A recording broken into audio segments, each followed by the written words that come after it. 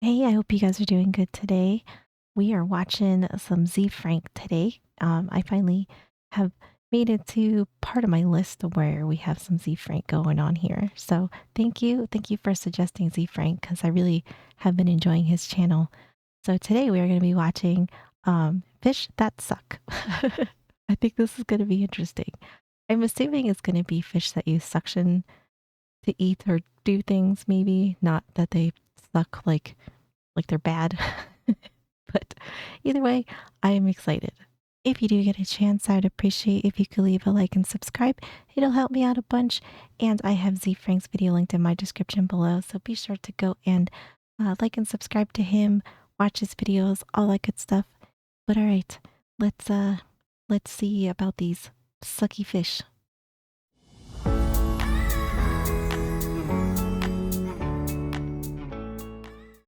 This episode sponsored by Curiosity Stream. Welcome to the True Facts Animal Awards, celebrating animals with awards. There's this lab called the Wainwright Lab at UC Davis. They're a bit obsessed with fish skulls. Not in a dirty way. I mean, maybe in a dirty way, but they don't talk about that on the website. I mean, that might be what this interested in joining us link leads to. Anyway, they have a bunch of videos of a variety of fishes eating. Let's take this one, for example. We'll stop it here, and I want you to imagine what will happen next. Now, you might imagine it like how a tuna do. Pretty straightforward. The tuna opens its mouth and then sort of swims into what it's eating. Or you might imagine something closer to this moray eel. Same sort of thing. The jaw opens up, but in this case, it bites down. But look, It's gonna suck it in like a noodle, maybe. I don't know. look at this one. Instead of the jaw opening on a simple hinge, this looks more like someone setting up one of those pop-up tents on the beach. Oh my gosh. And the more you look at these in slow motion, the weirder it gets. Oh, that is so wild. That's so weird. That's crazy. Damn. One of those pop-up tents on the beach. And the more you look at these in It doesn't even look like their mouth would even open like that. That's so crazy. slow motion, the weirder it gets. And this is because most fish suck. They also use suction to feed. Now, fish skulls are made out of an elephant shitload of parts. One thing these parts can do is rotate and move to expand the volume inside the head. This expansion creates lower pressure and suction. And listen. Oh, that's wild. These fish skulls look really cool though. Volume inside the head. This expansion creates lower pressure and suction. That's so weird. Oh. And listen, these fish can do a good bit of sucking. Here's one where they tied the food to something that measures force, and you can watch the fish slowly get more and more pissed off. Now, it can get even more complicated because some of these fish have a sort of double-jointed lower jaw, and that can result in some pretty strange movements, like this one here. What the hell? Oh my gosh. It kind of makes me think of like a vacuum. Some fish create lower pressure by elongating their jaws. Oh, wow. And in that category, there's none better than the sling jaw wrasse. It can extend its jaw an additional 60. Yo, that looks terrifying. That looks so crazy. This looks like an alien fish. None better than the sling jaw wrasse. It can extend its jaw an additional 65% of its head length. Now, most of these fish eat their prey whole, which means that after they suck the prey into their mouth hole, they need to get it into their esophagus and tum-tums before it swims back out. For that, they have a friggin' second set of jaws. These pharyngeal jaws seem to help get the prey down the chute. And they're even more important for the fish that don't really use suction, like that moray eel we saw earlier. They have some serious pharyngeal jaws. It's terrifying. I didn't know that they I think I've seen maybe some, not to this extent, but like some fish that make maybe like suck their food in or something, but I did not realize that we have more going on in here than I expected. But that makes sense though, that you would need something to, I guess, make sure it doesn't swim back out of your mouth, but I was not expecting that. We saw earlier, they have some serious pharyngeal jaws. It's terrifying. It's like there's a fish inside the fish. If you look close, you can see it in action, pulling the food back and towards the throat. Here's another shot of it. It's like a hand comes out. Now, while the Oh, slingjaw yeah. wrasse wins the over-the-top award in the category, there's another wrasse that's sucking adorable. The tube-lip wrasse is a bit more understated. Look at it giving that coral little kisses. But the thing about coral That is was that they cute. are cnidarians, like jellyfish, and they're covered in tiny little stinging cells. These nematocysts are little spring-loaded, poison-filled harpoons. So to be able to give a coral a kiss requires some special lips. On the left are the lips of a typical non-coral feeding wrasse. On the right are the very puckered and kissable lips of the Oh, this is okay. So they're really, really different. Oh, so the like fiber stuff on the right, is that so that they can eat the poison? Or is that just like a strictly like coral type of deal? I didn't realize they're this different. That's actually kind of crazy. typical non-coral feeding wrasse. On the right are the very puckered and kissable lips of the tube-lip wrasse. These lips fold in on themselves over and over again like the gills of a mushroom. And those indentations are lined with goblet cells. And you know what they make? Mucus. It's like having a chapstick built into your lip parts. Now there's another fish that likes to live okay. among nematocyst-filled So does that protect them from when they get poisoned from the coral? Is that what it does?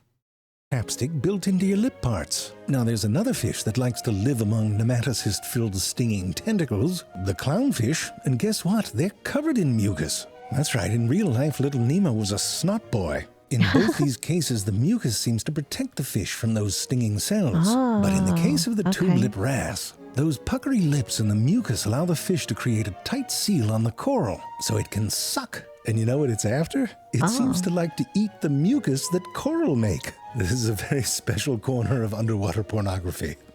This is I love his humor. This is such a odd thing. It's nature is so crazy. It's so crazy. I'm just like amazed at how different creatures like figure stuff like this out. Or this is what I like and this is what I like. Like I'm literally made for this. It's so crazy. Mucus that coral make. This is a very special corner of underwater pornography. But before we get to the fish that really know how to suck, let's look at the category cheapest escape room. If you want some inspiration in your life, I've got the beetle for you. Right here, Regimbardia attenuata. We'll call him Reggie. There's Reggie right... Oh, shit. Well, that's a real bummer right there. Oh my God. When something like that happens to you, most people would just give up. But not Reggie. Oh, no. Let's Is he have a gonna look-see to see what he gets up to. That's right, crawled his way right out of a frog's ass. Puts things into perspective, doesn't it? What? What in the world? Oh my goodness. I have never heard of this little bug, but holy. And I'll tell you, that frog's a bit nonchalant considering what just happened. I'd be Yes. chalant. I'd be very fucking chalant if a beetle just crawled out my ass. Anyway, it turns out that Reggie can go right through a frog. Oh, now you notice. They included a picture of what Reggie's Google Maps looks like. Oh my God, they did. This is Reggie's little adventure through the frog digestive system. So does he just crawl his way through, or does like the frogs and like digestive system help him like along his little side quest here of getting eaten by a frog? I like the caption. It's a hypothetical escape route. Were there other options? Anyway, it turns out that Reggie's pretty damn good at clawing his way through the pipings of a frog. And you know what's at the far end? A sphincter. Come all that way, and now he's got to tickle open a sphincter, or however he does it. Then he finally gets out, thinks his day's getting better, but then it turns out there's someone out there got the whole thing on video. Explain that to your Whoa! We're going to have to slow that down. He almost ate it again. Look at his reaction. Oh my God. Yeah, and then he realized what it tasted like maybe and was like, yo, that tastes like it ain't fresh anymore. Nope. Where were we? Oh, right. A number of fish use suction to hold on to things. Some use their mouths, seems like the obvious choice. Others, like the mud skipper or leaping blenny, have fused pectoral fins, which they can use like a little suction cup. The remora, however, took this idea of fin modification and really swam with it. In this case, it wasn't the pectoral fins, but rather the dorsal fin on top. And apparently you can make whatever the f*** you want by modifying a fin. Thusly, the top of the remora's head looks a bit like evolution stepped on it with a medium tread hiking boot. But with It does look like that. I was going to say, it looks like something. I'm going to put my finger on it. Yes, it looks like they got stepped on. Oh, man. remora's head looks a bit like So evolution crazy. stepped on it with a They do look medium a little tread odd. hiking boot. But with it, they can attach themselves to whatever the hell they want to. This suction pad is basically made out of two parts. There's this outside fleshy lip oval, which looks a bit like a suction cup, and then inside you can see these rows of things that are called lamellae. If you look closer at the lamellae, you can see that they're covered by thousands of these little blunt spikes. They almost look like the teeth of a comb.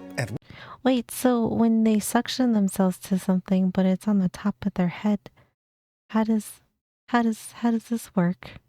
Rest, they all sort of lie flat against the fish, but they can be rotated so they stick out at an angle from the remora's back.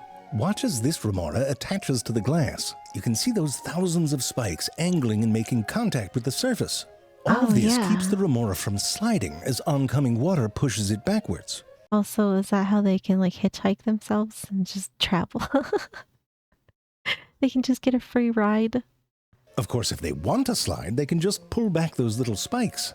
Now, in order to stay on the surface of the host fish, they need some help from that fleshy lip. When the remora attaches, it pushes up against the host and expels water from underneath that disc. Then those lamellae rotate and the spikes push on the surface, and all of this creates lower pressure and suction. But the seal has to remain tight. This is like a whale taxi, whale bus taxi. Oh my gosh, there's so many on here. That's kind of crazy. It doesn't hurt the person that they're sucked onto, does it? Like, is it like harmless to them? And all of this creates lower pressure and suction, but the seal has to remain tight. Luckily, remora. I mean, this whale looks like it's, or shark or whatever this is that they're attached to. It looks like it's totally unbothered, but I guess that doesn't necessarily mean anything either. Those are dickheads. You see, they have these blood vessels that run along that fleshy lip, and they have a sort of valve that can stop the blood from exiting. And by doing that, they can make that outside seal more rigid, which is the same sort of mechanism as a mammalian erection. See? Dickhead. And if they want to let go, they just take a cold shower, think of kittens, relax that head boner, and peel up from the front. Oh my god, it's a head boner. And lots of them. Oh my goodness. I can't even. I mean, I obviously can't relate about boners, but still, I get the concept. This seems so wild. Go, they just take a cold shower, think of kittens, relax that head boner, and peel up from the front. Anyway, they're constantly making little adjustments, attaching and reattaching. Look at these ones riding on a whale. Even when they're moving this fast, they can lift off the surface for a moment. At the right height, water moves more quickly in the gap between the remora and the whale, and the ensuing lower pressure pulls the remora back to the surface of the whale. It's called the Venturi effect, and quite frankly, it looks fun. It does kind of look fun. He looks like he's just having a great time sliding around. I guess you got to keep yourself entertained when you're on your little bus taxi here. In the gap between the remora and the whale, and the ensuing lower pressure pulls the remora back to the surface of the whale. It's called the Venturi effect. And quite frankly, it looks fun. Whoa! But the thing about hitchhiking on whales is you're going where they're going, and they go down. This remora on the right was taken down to 1,400 meters. You let go down there, you're fucked. Luckily, remoras know what parts of the whale have the lowest drag, and that's where they hang out for the ride. Now, overall, most of these remora-host relationships are win-win. The remoras take care of some parasites, and in return, they might get a fish at feeding time. They get their travel for free, and the host offers some protection against the remora's predators. There's a big asterisk on that statement. Okay, so like it looked like some of these had them on their heads and some of them on the bottom, or is it on both? Or because it seemed like some of the ones that we saw, the suction part was on the top, and then some of these it looks like it's on the bottom. Or like maybe I wasn't looking at them right. I don't know. We'll get back to that in a second. But listen, sometimes the host is just not that into it. Might want some alone time. And sometimes those remoras attach themselves in awkward places. Like this one right here, it's near the genital slit. And I Oh, think we can all agree no. you don't want a fish on your genital slit. So there's Yeah. actually a paper on the physics of how dolphins spin to get remoras off. Not like get them off, but remove them from the body. Anyway, about that asterisk. If you want protection from predators, you have to choose the right host. I mean, this one may look like an idiot, but at least that host has poison in it. I mean, True. the whale shark, you might be thinking, well, at least it's big. But if your predator's a fucking bird, they're not going to do shit for you. Oh my God. I have never seen this happen before. This bird is eating a whale. What? What? This is wild. Big, but if your predator's a fucking bird, my they're not going to do goodness. shit for you. I mean, you're basically on a whale-shaped plate. What bird does this? If you know, please tell me because I've never seen anything like this before. Look how hard that cormorant has to work.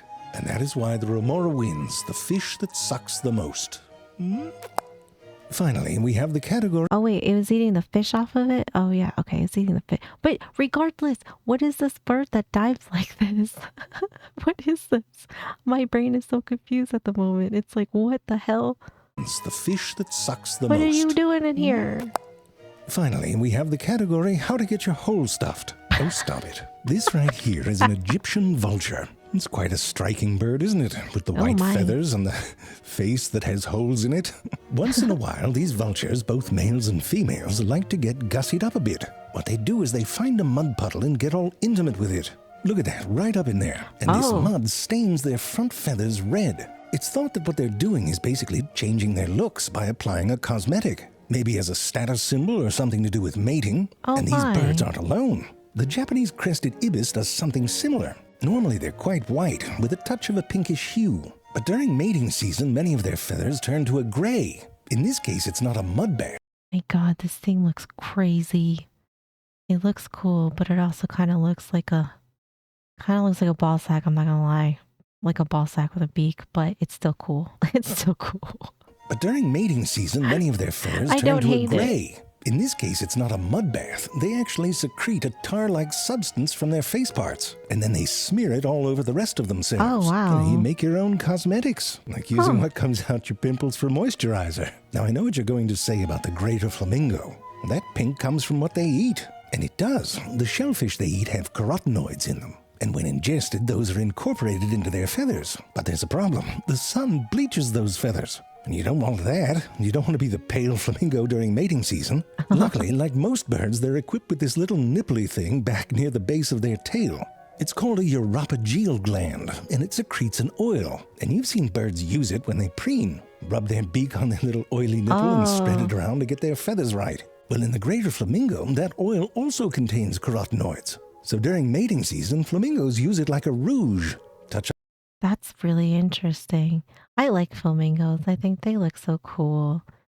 They're like kind of goofy looking, but they're also really like almost like majestic looking at the same time. I don't know. I like them. They look like they're very snooty too. I like them. Contains carotenoids. This is cool. So during though. mating season, flamingos use it like a rouge.